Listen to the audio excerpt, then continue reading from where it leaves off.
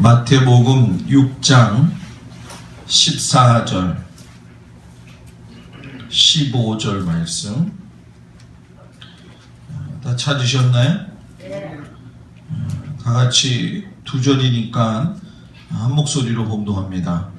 너희가 사람의 잘못을 용서하면 너희 하늘 아버지께서도 너희 잘못을 용서하시려니와 너희가 사람의 잘못을 용서하지 아니하면 너희 아버지께서도 너희 잘못을 용서하지 아니하시리라. 아멘. 18장 21절에서 22절까지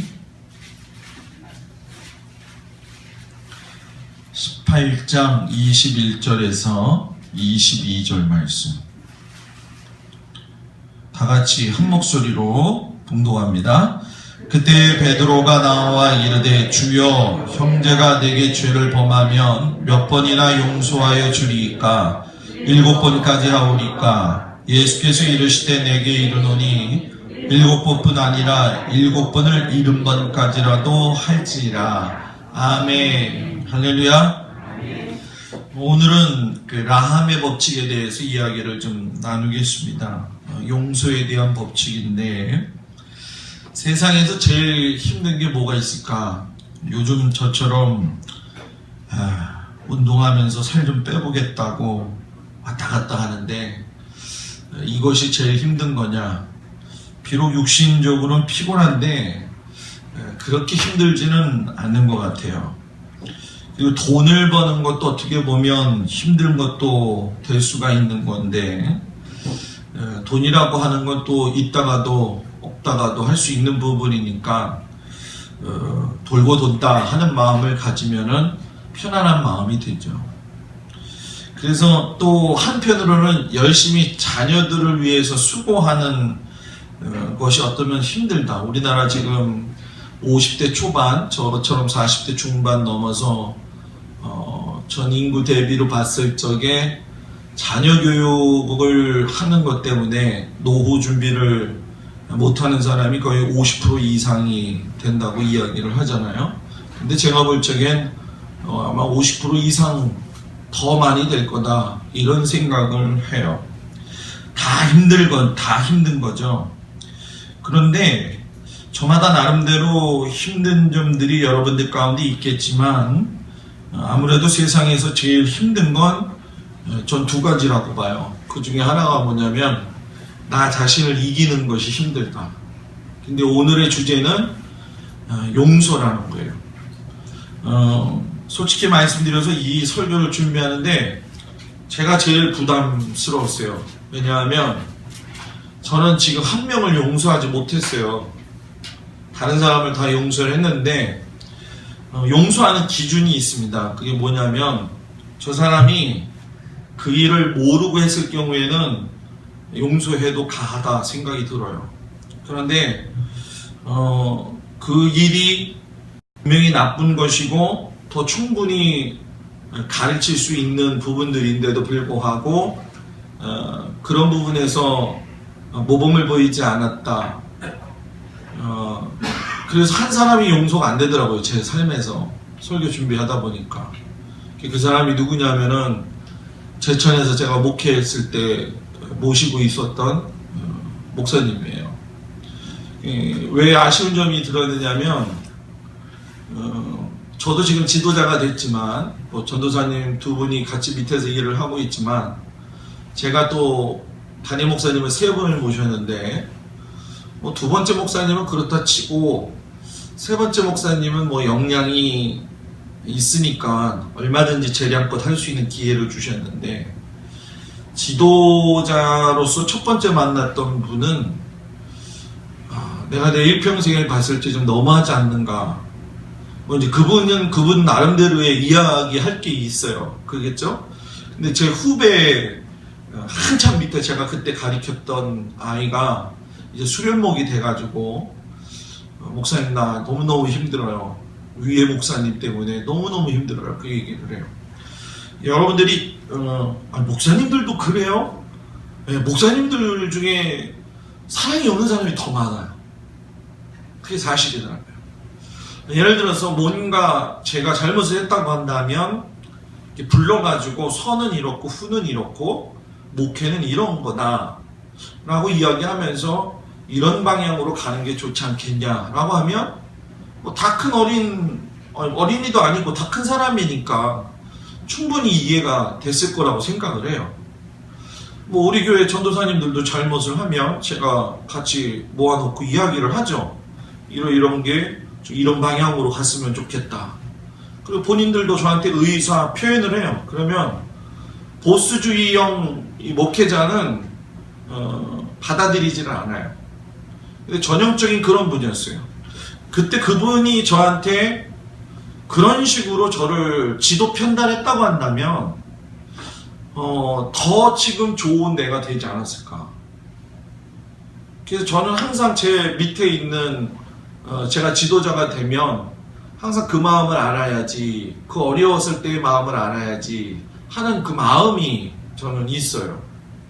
뭐 그렇다고 해서 전도사님한테 밥도 잘 사주는 것도 아니지만 나름대로 우리 두 전도사님들이 좀 편하게 일을 할 수 있도록 배려를 하는 이유가 있어요. 그래서 설교 준비를 보통 2주 전에 제가 다 마무리가 되는데 2주 동안 이 문제를 가지고 고민을 했어요. 여러분들은 용서할 사람이 용서 안 되는 사람이 한 사람밖에 없어요. 진짜 목사님 그렇게 얘기할지 모르겠지만 진짜 한 사람밖에 없어요. 다른 사람은 용서의 대상에 들어가지를 않아요. 그건 내가 품어야 할 대상일 뿐인 거지. 그 품어야 할 대상하고 용서해야 될 대상을 구분 못하면 실수하는 겁니다. 그러니까 좀 더 믿음의 사람들은 품어야 할 대상으로 보는 게 좋겠죠. 그죠? 설교 준비하면서 내가 이 설교할 자격이 있을까? 고민 많이 했어요. 진짜. 그런데 용기를 내서 하는 건 용서해야 되니까. 뭐 별로 용서라는 얘기가 별로 마음에 들지 않아요? 용서해야 되니까. 그죠? 여러분들 가운데도 용서해야 될 사람들이 분명히 있을 거예요. 그렇기 때문에 오늘 말씀을 잘 들었으면 좋겠는데, 내가 용서할 수 없고 증오감마저 들 수 있는 일들이 우리 주변에 일어나고 있는 게 사실이에요. 근데 여러분 잘 보세요. 맞은 놈은요 다리 뻗고 잡니다. 때린 놈은요 발 뻗고 못 잡니다. 요즘은 잘 모르겠어요. 때린 놈도 발 뻗고 자는지 그건 잘 모르겠어요. 하도 세상이 너무 저기 하니까. 용서를 내가 안 하면 내가 편하지를 않아요. 그것이 제일 중요하다는 거예요. 그리고 용서라고 하는 것이 상대적인 경우가 많습니다. 예를 들면 이게 뭐냐면, 아까 저처럼 나한테 상처를 준 대상이 있으면 그 투영이 다른 사람에게까지도 투영이 되는 거예요. 아, 내가 모셨던 담임 목사가 저랬었지. 저 사람도 똑같네. 이런 것처럼 투영이 되는 경우가 많이 있고, 그러다 보니까 그때 일이 생각이 나고 그 현상이 벌어지진 않았지만 그거에 대해서 상상을 하게 되겠지요. 그리고 그 아픔이 아리연하게 내려오겠지요. 반대로 얘기하면 목사 때문에 상처받은 사람은 모든 목사가 다 그렇다 생각을 해요. 그죠?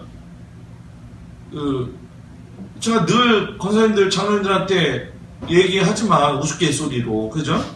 얼마나 아버지가 집에 가서 목사님 욕을 했으면, 아들이 목사가 신방을 갔더니 아버지가 말한 새끼가 이 새끼냐고 말이야. 그렇게 얘기할 정도로 그 수많은 얘기를 하는 것처럼 목사에 대한 이 상처가 있는 사람은 어떤 목사를 만나도 이 눈을 다시 켜고 봅니다. 근데 저는 여러분들한테 분명히 이야기하고 싶은 게 있는데, 그게 뭐냐면 그런 걸 뛰어넘어가야지만이 하나님과의 관계나 사람과의 관계나 목사와의 관계가 통로가 열려지게 됩니다. 마찬가지로 성도들끼리도 똑같아요. 성도들끼리도 그 사람만이 가지고 있는 아픔이 있어요. 여러분들이 제 아픔을 다 모르고 제가 여러분들 아픔을 다 모르잖아요. 그죠? 그리고 우리나라 같은 경우는 또 뭐 학연, 지연, 거기다가 또 고향 출신까지 또 따지잖아요. 그죠? 교회에서 그런 게 필요가 없는 거거든요. 근데 이상하게 교회도 그런 물들이 들어와 있기 때문에 목사들 세계에서도 참 그것이 문제가 되고 있는 것이 많이 있는데, 성도들 간에도 그런 문제로 부딪힐 때가 있어요. 그러면 그때 내가 죄 짓지 않고 살 수 있는 건 뭐냐? 내 신앙이 성장해야 되는데 그 사람을 그냥 내가 용서하고 그 사람이 고쳐지냐 안 고치냐는 거에 대한 문제는 하나님한테 맡길 수밖에 없다는 거예요. 그 사람을 내가 고치려고 하면 안 돼요. 이번 주 주례에 가서도 제가 이야기를 하겠지만, 아니 20 몇 년, 30년을 따로 살다가 만나서 결혼을 했는데 어떻게 남편을, 아내를 내 원하는 방식으로 바꿀 수 있냐는 거예요. 그죠? 내 자식도 못 바꾸는데, 그리고 나 자신도 뭐예요?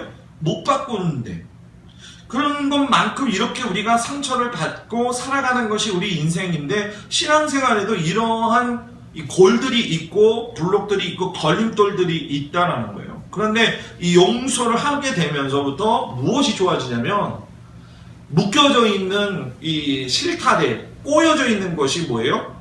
풀어진다는 거예요. 실타래에 막 엉킨 거 보신 적 있죠? 어렸을 때 참 희한하잖아요? 그때는 그런 실이 있었는데 요즘은 그런 실을 저는 잘 못 보는 것 같아요. 약간 그 두꺼우면서도 느리끼리한 그 실타래가 있었어요. 지금도 있어요. 지금도 있어요? 저는 몰랐어요. 그거 이렇게 동글동글 말려져 있잖아요. 그거 얼마나 갖고 놀기 좋아요, 그죠? 이게 한번 잡아서 쫙 굴리면 쭉 가잖아요, 그죠? 막 걷어 올리면 막 엉키면. 근데 제가 그거를 풀려고 하면 안 돼요. 누가 잘 풀어요? 엄마가 잘 풀어요. 엄마가 와서 이렇게 한호를 뽑아가지고 돌리고 원상태 돼요. 그럼 또 던져요. 그럼 또 엉키고. 제가 거기서 그걸 보면서 느낀 게 뭐냐면, 이 꼬인 것을 푸는 것은 보다 지혜로워야 된다라고 하는 거예요. 그래서 용서를 하는 사람은 지혜스러운 사람이라는 거예요. 그래서 저는 우리 성도들이 지혜스러운 사람들이 되기를 주의 이름으로 축복합니다. 이 지혜스럽다는 건 하나님의 은혜 안에서 봐야 되는데, 하나님의 은혜 안에서 나 같은 사람을 보게 되면 하나님이 나 같은 사람 용서할 수 있다고 여러분들은 생각하세요? 저는 아니라고 봐요. 그 용서를 내가 이성적인 사고와 판단과 방식을 가지고서는 저 사람을 용서한다는 건 용서가 아니라 내 생각에 끼워 맞춘다는 거예요. 그러니까 용서는 말 그대로 무조건적이라는 거죠. 그러니까 이 무조건적이라는 게 예수님이 말씀하신 거고, 또 이 이야기에 대해서 세상 사람들은 뭐 예수 믿는 사람들은 비이성적이다, 아니면 뭐 예수 믿는 사람들은 맨날 당한 것만 사느냐, 그런 얘기를 듣죠. 그런데 정말 하나님의 말씀이 비이성적인 거냐는 거예요. 비이성적인 것이 아니라는 거예요. 그래서 이 용서하지 못한다는 단어를 폭을 좀 넓게 보자는 거예요. 이 폭을 넓게 보면은 무슨 얘기냐면, 용서라고 하는 단어와 상관관계가 있는 단어가 있어요. 그게 뭐냐 하면 긍휼이라는 거예요. 긍휼. 뭐라고요? 긍휼. 첫 번째 우리가 느끼는 게, 용서의 근원은 긍휼의 마음에서 시작이 된다는 거예요. 그 미드라시에 보게 되면 하나님의 공의에 대해서 이야기할 적에 하나님의 공의만을 강조하지 않아요. 하나님의 공의가 있으면 하나님의 긍휼이 연결되어져서 나온다는 얘기예요. 자, 하나님의 공의라는 얘기 우리가 기도하거나 찬송을 할 때 많이 하잖아요. 그죠? 뭐 하나님의 공의가 강같이 하수에 흐르게 하여 주시옵소서, 뭐 그렇게 기도도 하고 하는데, 하나님의 공의라고 하는 건 공평한 도리로서 정의가 강물처럼 흐르는 거예요. 그러니까 하나님의 기준으로서 공평한 도리, 정의가 강물처럼 흐르는 기준이 있다는 거예요. 그러면 그거에서 벗어나면은 여러분 뭡니까? 정죄받고 죽을 수밖에 없어요. 사람은. 그러니까 하나님 기준에서 딱 봤을 적에 야 이것이 정의야. 너 이렇게 행했어? 너 이런 짓을 했어? 그럼 너 죽어야지. 너 징계 받아야지. 요즘 아침에 새벽기도 때 에스겔서 우리가 묵상을 하는데 내일 말씀 보면은 하나님이 에스겔의 입을 닫아버리시고 횟수대로 오른쪽으로 들어넣어서 40일, 왼쪽으로 들어넣어서 395일인가요? 이렇게 날수대로 보시면서 꼼짝 못하게 먹는 것도 먹을 만큼 아주 조금.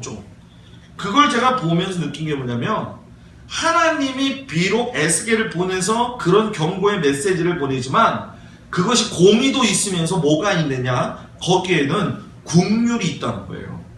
만약에 이스라엘이나 유다 왕국이 전혀 하나님의 공의 입장에서 봤을 적에 이거 용서할 수 없다 그러면 하나님이 그 나라 살리겠어요? 안 살리겠어요? 안 살려요. 에스겔을 보낼까요? 안 보낼까요? 안 보내요. 죽든지 말든지 신경 쓰지 않는다는 거예요. 세상에서 제일 하나님 앞에서 우리가 두렵고 떨리는 마음을 가져야 될 것이 무엇이냐면 하나님이 나한테 내가 어떤 나쁜 일을 하거나 어떤 행동을 자꾸 할 적에 하나님이 더 이상 말씀하시지 않는다. 자, 이것은 무슨 얘기냐면 두 가지로 들어야 되는데 하나는 뭐냐면 하나님이 더 깊은 것을 말씀하시기 위해서 말씀 안 하시는 것이 있고 하나님이 너무 우리가 속되게 살고 죄를 짓고 살기 때문에 말씀을 안 하시는 경우가 있어요. 그럼 어떤 게 더 무서운 거예요? 네?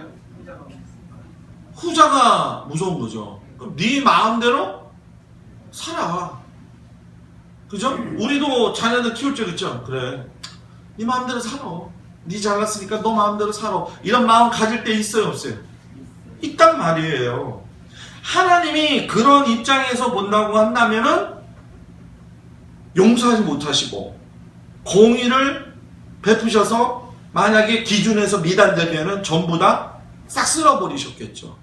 그래서 미드라시에 보게 되면 하나님이 이런 말씀을 하셨는데 뭐라고 하냐면 만약 내가 이 세상을 국률 하나로 만들었다면 이 세상은 죄악으로 가득 찰 것이다.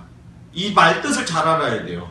내가 국률로 이 세상을 하나로만 만들었다고 한다면 내가 맨날 용서하는 거니까 그 용서를 우습게 여기고 죄악된 세상으로 가득 찼을 것이다. 그런데 만약 그러시면서 하나님이 뭐라고 하냐면 내가 이 세상을 공의 하나로만 또 만들었다고 한다면 이 세상은 존재하지 못했을 것이다. 이렇게 얘기를 해요. 그러면서 하나님이 뭐라고 이야기하시냐면 이 두 가지를 그래서 합하여서 내가 이 세상을 만들었다라고 이야기하세요. 그러니까 하나님이 인간을 대하시는 기본적인 틀은 공의와 국률이 있어요. 그러니까 내가 남을 용서하지 못하는 마음이 있고 용서할 수밖에 없는 하나님의 국률하신 마음이 내 안에 있어야 된다는 거예요. 그래서 그 공의가 뭐 하냐면 라함, 명사형으로 레헴이라고 얘기하는데 여러분 라함의 뜻이 뭐냐면 어머니의 이 자궁을 이야기하는 거예요. 그러니까 이것은 곧 아기를 자기의 뱃속에 잉태하고 있는 어머니가 자신의 태아에 느끼는 사랑이 있는가요? 없는가요? 있잖아요. 그 어렵고 칭칭거리고 막 그래도 뭐예요? 내 자식이니까 내 뱃속에 있고 그러니까 어떻게든 뭐예요? 키워요 안 키워요? 키우잖아요. 그 감정이 국률의 감정이라는 거예요. 라함의 감정이라는 거예요. 우리 이제 김선혜 성도가 시간이 지나면 이제 나오시겠지만은 요즘 이종옥 권사님이랑 얘기하니까 너무 재밌어요. 그죠? 막 도현이가 막 운대요. 그런데 막 너무 이쁠 때가 있대요. 잠잘 때만. 막 깨어서 울고 그러면 막 자지러지고 막 울면은 병원 가려고 막 지난주에도 그거 난리가 나고 엄마 오시면 안 돼요. 제가 분명히 애 낳으면 둘이 키워라. 엄마 부르지 말고. 벌써 몇 번, 요즘 맨날 불려가고 있대. 그런데도 이제 애가 요즘은 너무 우리 그 권사님 장로님 때는 그냥 막 놔둬도 그냥 막 굴러다니고 뭐 흙을 집어 먹어도 그냥 나부터 그러잖아요. 그죠? 요즘은 할머니들이 만지면 좋아해요, 안 좋아해요? 만지지 마요. 안 좋아해요. 안 좋아한단 말이에요. 그 안 좋아하는 마음이 좀 지나친 거지만 여러분들도 아이들을 품었을 때 생각을 해보자는 거예요. 긍휼의 마음이, 용서의 마음이 그거와 같다는 거예요. 다른 사람에게 긍휼을 베풀 수 있는 마음은 내 안에서 애를 가지고 있는 아가를 향한 애틋한 마음을 가지고 생각해야 된다는 거예요. 지금 여러분들 누가 생각이 나요? 내가 용서하지 못하는 사람이 지금 생각이 누가 나요? 그 사람 지금 생각하니까 지금 속이 어때요? 속이 부글부글 차올라요? 다 용서했어. 아휴, 목사님 지금 내가 한번 싸대기를 올려쳐도 분이 안 풀리는 상황이 이게 무슨 말씀입니까? 이렇게 얘기할 수도 있어요. 그죠? 여러분 1만 달란트 빚진 자가 탕감받은 것 우리 다 이 얘기 하죠. 근데 100데나리온을 빌려간 친구에게 이 용서를 하지 않았다는 게 아니라 뭐를 베풀지 않았다는 거예요? 긍휼함을 베풀지 않았다는 거예요. 그러니까 남의 아픔을 내 것으로 여기지 않았다는 거예요. 그래서 여러분 신앙생활 할 때 중요한 게 뭐냐면 모두 내 기준에서 평가하고 내 기준에서 저 사람을 이렇게 뭐예요? 판단하면 안 된다는 거예요. 저도 요즘 이 판단과 정죄에 대한 부분에 대해서 아주 심히 골똘히 생각을 해요. 생각을 하면서 이 부분이 하나님께서 어떤 방식으로 이야기를 하시는 건가. 뭐 예전에는 아무것도 모르면서 그냥 이야기를 했다고 한다면 요즘은 내가 목사로서 남을 판단하고 정죄하지 아니하는 목회를 어떻게 할 수 있을 것인가 그 고민을 해요. 제가. 장로님들도 하시죠? 장로님도 안 오셨어요. 장로님들도 하시죠? 해야 돼요, 장로님들. 네? 태아에 대한 목사님 나는 남자라서 태아를 가져본 적이 없어요. 이런 말 하지 말고 네? 태아에 대한 사모의 마음이 있지 않으면 안 된다는 거예요. 이게 긍휼이라는 거예요. 그래서 긍휼과 두 번째 긍휼과 용서의 연관성을 잘 알아야 되는데 옛날에 우리말에 자식을 이기는 부모가 있다 없다? 없다고 그랬어요. 그러니까 부모라는 이유만으로도 자기 자식에 대한 모든 죄를 다 용서할 수 있다라고 했잖아요. 그죠? 그 예전에 여러분 한번 생각해 보세요. 권사님들 아마 그렇게 키우셨을 거예요. 다. 그죠?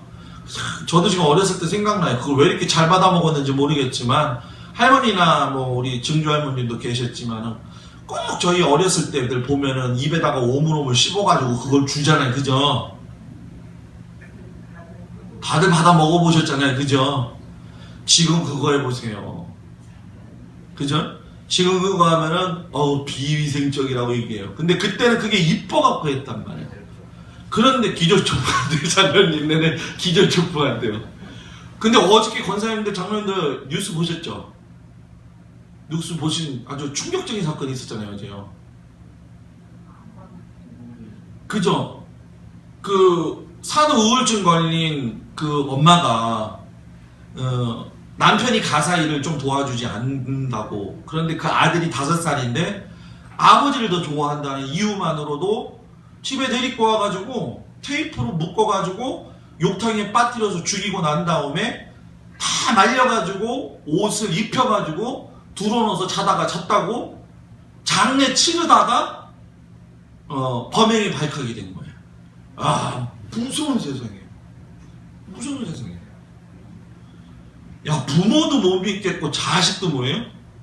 못 믿는 세상이 돼버리고 있구나. 이건 여러분, 이거는요 진짜 세상에 끝이 왔다고 생각을 해야 되는 거예요. 여러분, 왜 인간성, 하나님이 주신 양심이라고 하는 게 아예 살아있지 않다라고 하는 거예요. 좀 극단적인 거지만 여러분, 긍휼은 용서와의 관계 속에서 우리가 동일함을 느껴야 되는데, 우리가 읽은 오늘 말씀, 너희가 사람의 잘못을 용서하면 너희 하늘 아버지께서도 너희 잘못을 용서하시려니와 너희가 사람의 잘못을 용서하지 아니하면 너희 아버지께서도 너희의 잘못을 용서하지 아니하리라. 대단한 존재들이 아닌데도 하나님께서 예수님을 통해서 우리에게 주신 말씀이 뭐냐면 너가 구원받지 못할 존재인데 하나님 우리를 용서하셨다. 6월절 만찬 음식 설교 준비를 하는데 실상 이거 굉장히 어렵고 까다로운 부분이지만 제가 그걸 계속 익혀요. 익히면서 계속 은혜를 받는 거예요, 혼자. 내가 이런 사람이었구나. 야, 좌우의 문설주에 임방을 바른다는 게 뭐였구나. 내가 쓰는 인생의 고통이 뭐였구나. 내가 그걸 하나하나 제 스스로 깨달을 적에 야, 나는 역시 구원받지 못할 그런 사람이었는데 하나님이 나를 용서하셨구나. 이 감사가 있는 거예요. 여러분들은 제가 왜 목사님이 그러쉽게 얘기했을까? 그만한 데는 그만한 이유가 있는 거거든요. 세상 이치적으로는 여러분 원수를 도저히 용서할 수가 없어요. 그런데 나도 하나님의 원수였다라는 사실이에요. 그것을 우리가 잊지 말자는 거예요. 예배를 여러분 우리가 왜 드립니까? 당연히 하나님의 공유하신 성품을 본받아서 우리가 예배를 통해서 그것을 실천하기 위해서 하는 거 아니겠냐는 거예요. 예배 드리고 다 까먹지 말고, 예배 드리고 다 흘려버리지 말고, 예배를 드리고 나서 마음의 기쁨을 가지고 가는 것이 좋지 않겠느냐. 그러면 마지막으로 용서를 내 삶에서 어떻게 적용할 것이냐 생각을 해봐야죠. 요즘 내 자신이나 내 주변에서 지난주에 속건제사의 법칙에 대해서 설교했었는데 여러분 속건제사 드릴 만한 사람이 있으면 만나서 밥 한 끼 식사하라고 했는데 하신 분 있나요? 대답이 없으면 없는 거네요. 그죠? 네? 여러분 지금은 여러분들이 용서를 구해야 될 사람이나 용서를 해야 될 사람이 있다고 한다면 여러분 중심으로 하나님 앞에서 그를 위해서 기도하고 모든 걸 더 내려놓으세요. 유대 랍비들도 이 용서하는 이 참에도 하나님 앞에 지은 이 속죄제에 드릴 때처럼 고백하는 방법을 그대로 했어요. 근데 문제는 뭐냐면 어떤 사람이든 간에 이 습관적으로 잘못을 반복하는 사람들이 있어요, 없어요? 있어요. 뭐 그것이 뭐 기질적인 탓이 되었던 환경적인 탓이 되었던 그 사람은 그냥 그렇게 살아.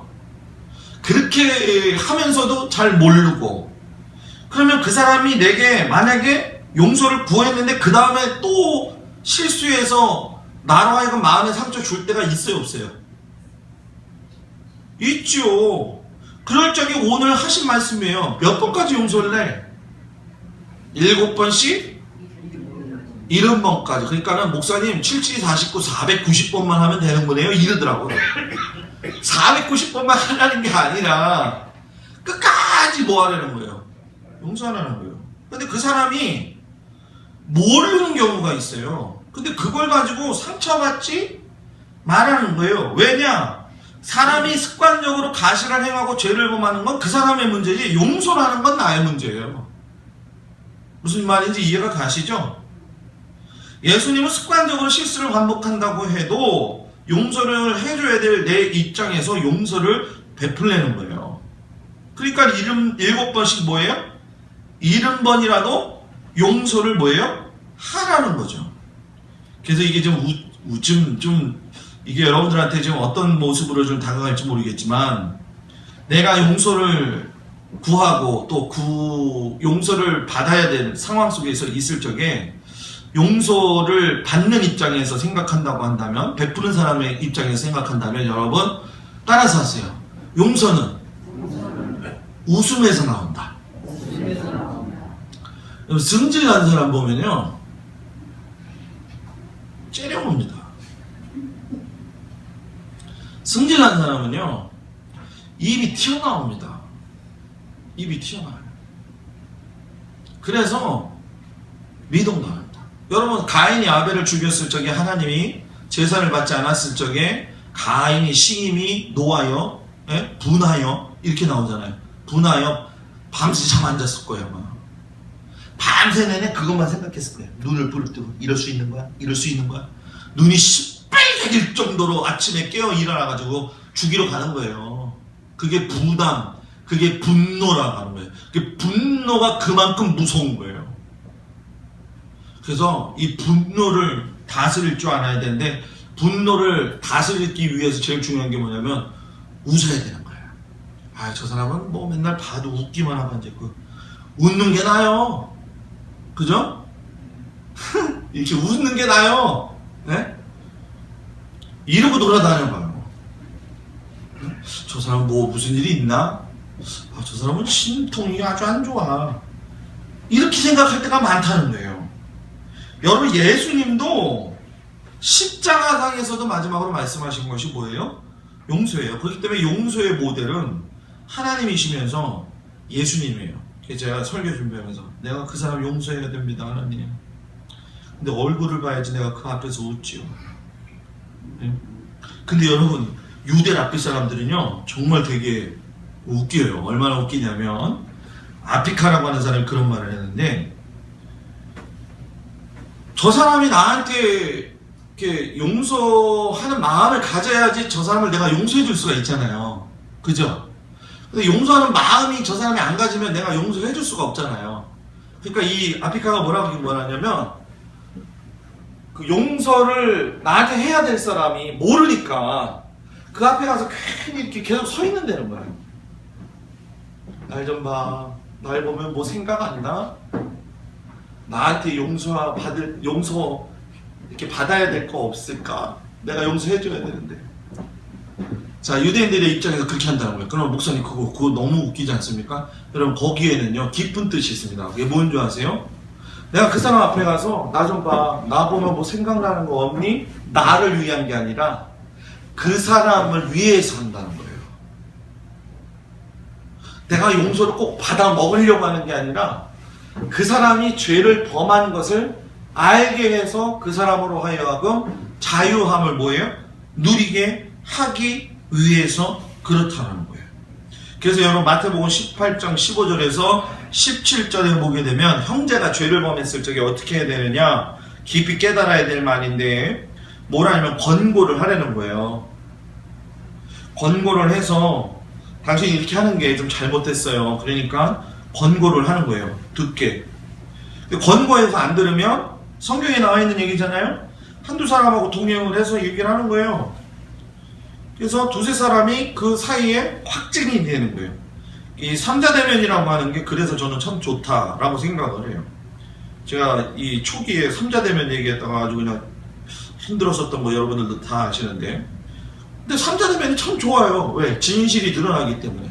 근데 그것을 드러내가지고 그 사람을 무시하자는 게 아니라 서로의 그 잘못을 서로 뭐예요? 용서하자는 거죠.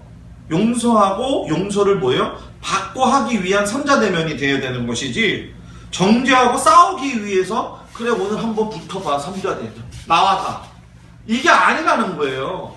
쓰러져가지고 우왕청심은 사오라고 그러는 게 아니라는 거예요. 예? 용서의 용서할 수 있는 기회까지 여러 번 준다는 거예요. 그런데 권고하는 말을 듣지도 않는다 그러면 성경에 우리가 마태복음 18장 15절 17절 쭉 보게 되면 마지막에 가서 예수님이 뭐라고 이야기하냐면, 그래도 권고의 말을 듣지 않으면 이방인과 세리와 같이 여겨라, 이렇게 얘기해요. 이방인과 세리는 여러분, 예수님이 제일 혼내셨던 사람들이에요. 너희들은 저 이방인과 같지 않냐고, 세리와 같지 않냐. 내가 이방인한테 개 부스러기를 내가 빵 부스러기를 던져주냐? 예? 여러분, 사람은요 하나님이 만드신 영적인 존재예요. 그렇기 때문에 내 안에 이 영적인 부분에 대한 양심이라고 하는 걸 하나님이 심어주셨어요. 버젓이 큰 잘못과 교회를 어지럽게 했음에도 불구하고 이 점에 대해서 정당성을 부여하고 변하지 않고 책임성의 문제를 자신이 아닌 다른 사람한테 돌리는 거, 이건 정말 나쁜 거예요. 교회를 어지럽히는 거예요. 제가 지금 무슨 얘기하는지 아시죠? 그래서 신앙생활에 여러분 기준을 잘 가져야 되는 거고, 여러분들도 혼동하지 말고 막 휘둘려 다니지 말라는 거예요. 오늘 제가 충격받은 게 뭐냐면은, 뭐 저는 그런 거 하기 때문에 많이 그런 얘기를 듣지만은, 지금 이 극단적인 종말론적인 입장에서, 물론 지금 세상이 많이 어렵고 힘든 상황인데 아주 이거에 유명하고 정통성이 있는 목사 한 분이 계세요. 이름 밝힐 수가 없고, 그분이 이제 막 돌아다니면서 그분이 직접 설교하는 것도 제가 직접 가서 봤어요. 저는 이렇게 확증을 해야 되고 보아야 되는 사람이기 때문에. 근데 오늘 카페에서 딱 떴어요. 그 목사에 대해서 뭐라고 썼냐면은, 이제 앞으로 지구가 이제 멸망을 해서 휴거가 될 텐데, 휴거가 되기 위해서 남는 사람들이 있고 도피처가 있어야 되는데 그 도피처가 남미에 있대요. 남미에. 그 사람이 기도를 하니까 남미에 있다는 거예요. 근데 그 남미에 가기 위해서 선교사증을 만들어가지고 50만 원에 판다는 거예요. 그래가지고 그 카페에서 그분이 상당히 여러분 영향력 있는 목사였어요. 그 목사 때문에 그 목사의 이야기를 듣고 따라가는 사람들이 대단히 많았어요. 그런데 오늘 그게 밝혀진 거예요. 그거 밝혀지는 그 순간을 갖다가 이야기를 썼는데 조목조목 썼어요.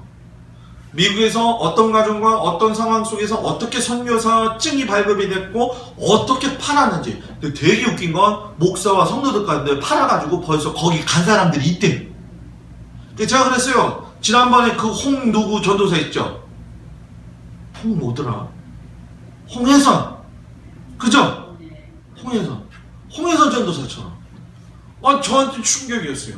제가 야, 진짜 예수님이 하신 말씀이 맞다. 마지막 때 말세가 되면 저기서 주여 주여 할 것이고 다 종이라고 얘기할 것이고 그런다고 했더니 야, 이거 내가 정신 안 차리면 정말 뭐예요? 큰일 나겠다. 저는요, 가장 기본적인 원칙이에요. 제가 늘 여러분들한테 말씀을 드리지만 뭡니까? 예수님은 어차피 오실 거라고 분명히 말씀하셨어요. 그렇기 때문에 그 오실 걸 생각하고 그냥 갈 준비를 열심히 하면 되는 거예요. 내일 오는데 오늘 싸웠는데 용서 안 할 거예요? 이게 너무 단도직입적이에요? 내일 예수님이 올 건데 오실 것인데 오늘 용서 안 할 거예요? 아마 시간이 모자랄 거려. 우리가 그렇게 살지 않는다는 거예요. 저희 집사람한테 어떻게 제가 들었지만은 저희 그 학교 다닐 적에 이제 저는 집사람하고 CC잖아요. CC가 뭐예요? 비타민 CC 얘기하는 거 아니라 캠퍼스 커플이란 말이에요. 근데 그때 저희 집사람은 이제 성악이지만은 저희 집사람 그 나이가 어린 친구 중에 하나가 있는데 평택에서 피아노 딸 그래도 좀 웬만큼 부잣집이고 참 공부하고 그 장학금 타려고 했어 막 그랬는데 아들 둘 낳고 딸 하나 낳고 작년쯤에 폐암으로 죽었다는 거예요. 그러니까 지금 나이를 저희가 따져보니까 41살이나 2살 정도 돼서 이렇게 죽어서 소초맨 것 같아요. 집사람도 깜짝 놀래고 저도 깜짝 놀랐죠. 왜냐면 저야 물론 성도들이 이렇게 돌아가시면 하잖아요. 그죠? 결혼식도 하고 주례도 쓰고 돌도 예배도 드리고 막 장례식 예배도 드리기 때문에 태어나면서부터 죽음까지 과정을 목사님 저는 많이 보잖아요. 그런데 진짜 저희 집사람 주변에서 가장 잘 알고 있는 사람이 그렇게 갑자기 죽었다는 얘기는 처음 어저께 이제 들은 거죠. 여러분 인생이 그런 거예요. 제가 여러분들한테 인생이 그런 거예요 라고 하면 좀 웃기지만 인생이 진짜 그렇잖아요. 장로님, 권사님. 뭔 한이 맺혀가지고 그렇게 미어가지고 살 거냐는 거예요. 뭔 그렇게 한이 맺혀가지고. 제가 이송교 준비하면서 내가 그 목사님을 만나면 내가 할 얘기는 하고 용서는 한다. 그 마음을 가졌어요. 왜 제가 느끼래요. 저렇게 만나면은 감리교 같은 가운데 있기 때문에 만날 때가 있어요. 이렇게 감리교 목회자 이번에 가을 세미나 있는데 가잖아요, 제가. 그죠? 그때 그런 데서도 제가 만날 때 있어요. 그러면 그분이 저를 피해요. 제가 알아요, 그거. 그분이 저를 피해요. 제가 강문호 목사님 밑에서 일했던 것도 다 알고 있고 다 알아요. 그냥 피해요. 제가 얘기 안 해요. 근데 내가 다음에는 만나면 내가 목사님 내가 잘못한 것도 있지만 목사님도 지도자로서 부족한 젊은 사람을 선은 이렇고 후는 이렇고 해서 가르치셨다고 한다면 더 좋은 영향력을 끼치는 사람이 되지 않았겠습니까? 아주 정중하게 화내지 않고. 저희 집사람 그것 때문에 참 고생 많이 했죠. 저 때문에 불려다니고. 그때 생각하면 막 진짜 저희 집사람한테 제가 그냥 거의 그냥 나쁜 사람이죠. 그 정도였는데도 그런 과정을 지났기 때문에 물론 지금의 여러분들하고 만나서 목회를 하고 있는 거예요. 또 하나님은 또 간사하긴 한 거예요. 또 그죠? 여러분들도 역경과 환난을 다 지나서 여기까지 온 거 아니에요, 그죠? 근데 용서하는 일만 남은 거예요, 그죠? 서로 용서 좀 해봐요. 내일 예수님이 올 텐데 어설프게 미안해 이러지 말고 좀 정식적으로 좀 해보라는 거예요. 밥을 사든지 하면서 내가 서운했다, 미안했다, 이런 골이 좀 있었네. 그냥 쌍칼을 들고 그냥 쌍칼 부딪히는 식으로 살지 말고, 그냥 말만 안 났지 칭칭칭칭 거리는 거 살지 말고. 부부싸움도요, 칼로 물베기라고 하는 게 맞아요, 틀려요? 맞아요. 소용없더라고요. 사랑하는 여러분, 저는 우리 교회가 신부 대신 성도들이잖아요. 신랑은 누구? 예수님. 우리는 다 주님의 누구? 신부잖아요, 그죠? 신부들끼리 웨딩 옷 입고 지금 신랑을 맞이해야 되는데 웨딩 다 끄대고 저거 땡기고 찢어버리고 이러지 말라는 거예요. 그거를 진심으로 여러분들한테 제가 부탁을 드리면서 말 하나라도 우리가 한 번 더 생각을 하자. 그래서 저는 앞으로 제가 굳게 결심을 했어요. 굳게 결심한 건 얘기 안 할 거예요. 그럼 결심한 게 안 되는 거니까. 사랑하는 성도 여러분, 우리가 옆 사람을 보면서 이야기합시다. 용서는, 옆 사람 좀 보세요. 용서는 국률과 같습니다. 용서는 국률이 있어야 돼요. 우리 그렇게 살기를 주의 이름으로 축복합니다. 기도하겠습니다. 은혜로우신 아버지 하나님, 용서하는 것이 정말 어렵습니다. 이 용서를 한다는 게 도저히 인간의 모습